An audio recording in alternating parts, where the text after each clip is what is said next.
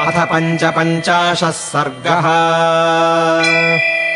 सन्दीप्यमानाम् वित्रस्ताम् त्रस्तरक्षोगणाम् पुरीम् अवेक्ष्य हनुमान् लङ्काम् चिन्तयामास वानरः।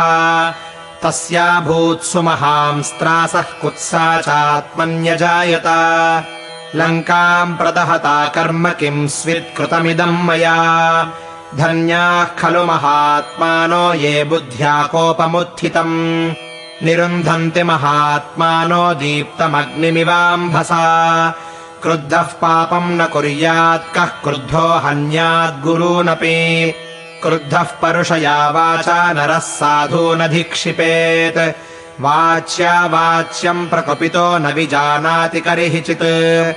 नाकार्यमस्ति क्रुद्धस्य नावाच्यम् विद्यते क्वचित्। यः समुत्पतितम् क्रोधम् क्षमयैव निरस्यति। यथोरगस्त्वचम् जीर्णाम् स वै पुरुष उच्यते। धिगस्तु माम् सुदुर्बुद्धिम् निर्लज्जम् पापकृत्तमम्। अचिन्तयित्वा ताम् सीतामग्निदम् स्वामिघातकम्। यदि दग्धा त्वयम् सर्वा नूनमार्यापि जानकी। दग्धा तेन मया भर्तुर्हतम् कार्यमजानत। यदर्थमयमारम्भस्तत्कार्यमवसादितम्।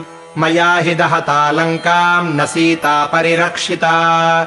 ईषत्कार्यमिदम् कार्यम् कृतमासीन्न संशयः। तस्य क्रोधाभिभूतेन मया मूलक्षयः कृतः। विनष्टा जानकी व्यक्तम् न ह्यदग्धः प्रदृश्यते। लङ्कायाः कश्चिदुद्देशः सर्वा भस्मीकृता पुरी। यदि तद्विहतम् कार्यम् मया प्रज्ञा विपर्ययात्। इहैव प्राणसन्न्यासो ममापि ह्यद्य रोचते। किमग्नौ निपताम् यद्य आहोस्विद्वणवामुखे। शरीरमिह सत्त्वानाम् दद्मि सागरवासिनाम्। कथम् नु जीवता शक्यो मया द्रष्टुम् हरीश्वरः। तौ वा पुरुषशार्दूलौ कार्य सर्वस्वघातिना। मया खलु तदेवेदम् रोषदोषात् प्रदर्शितम्। प्रथितम् त्रिषु लोकेषु कपित्वमनवस्थितम्। धिगस्तु राजसम्भावमनीशमनवस्थितम्। ईश्वरेणापि यद्रागान्मया सीता न रक्षिता। विनष्टायाम् तु सीतायाम् तावुभो विनशिष्यतः। तयोर्विनाशे सुग्रीवः स बन्धुर्विनशिष्यति। एतदेव वचः श्रुत्वा भरतो भ्रातृवत्सलः। धर्मात्मा सह शत्रुघ्नः कथम् शक्ष्यति जीवितुम्। इक्ष्वाकुवंशे धर्मिष्ठे गते नाशमसंशयम्। भविष्यन्ति प्रजाः सर्वाः शोकसन्तापपीडिताः। तदहम् भाग्यरहितो लुप्तधर्मार्थसङ्ग्रहः। रोषदोषपरीतात्मा व्यक्तम् लोकविनाशनः। इति चिन्तयतस्तस्य निमित्तान्युपपेदिरे।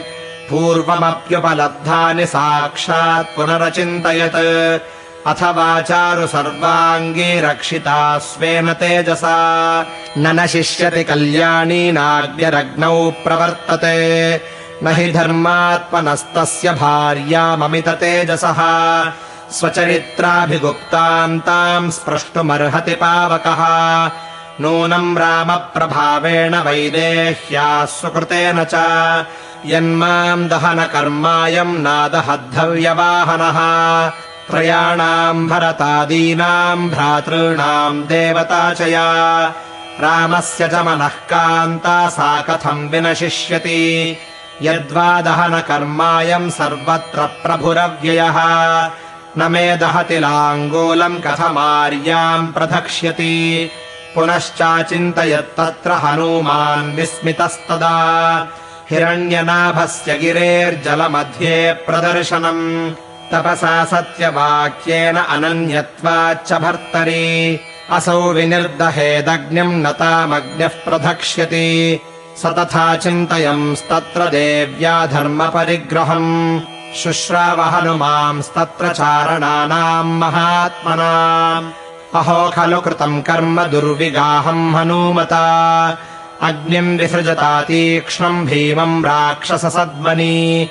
प्रपलायित रक्षस्त्री बालवृद्धसमाकुला जनकोलाहलाध्माता क्रन्दन्ती वाद्रिकन्दरैः दग्धेयम् नगरी लङ्का साट्टप्राकारतोरणा जानकी न च दग्धेति विस्मयोद्भुत एव नः इति शुश्राव हनुमान् वाचम् ताममृतोपमाम् बभूव चास्य मनसो हर्षस्तत्कालसम्भवः सनिमित्तैश्च दृष्टार्थैः कारणैश्च महागुणैः ऋषिवाक्यैश्च हनुमानभवत्प्रीतमानसः ततः कपिः प्राप्तमनोरथार्थस्तामक्षताम् राजसुताम् विदित्वा प्रत्यक्षतस्ताम् पुनरेव दृष्ट्वा प्रतिप्रयाणाय मतिम् चकार इत्यार्षे श्रीमद् रामायणे वाल्मीकीये आदिकाव्ये सुन्दरकाण्डे 55 सर्गः।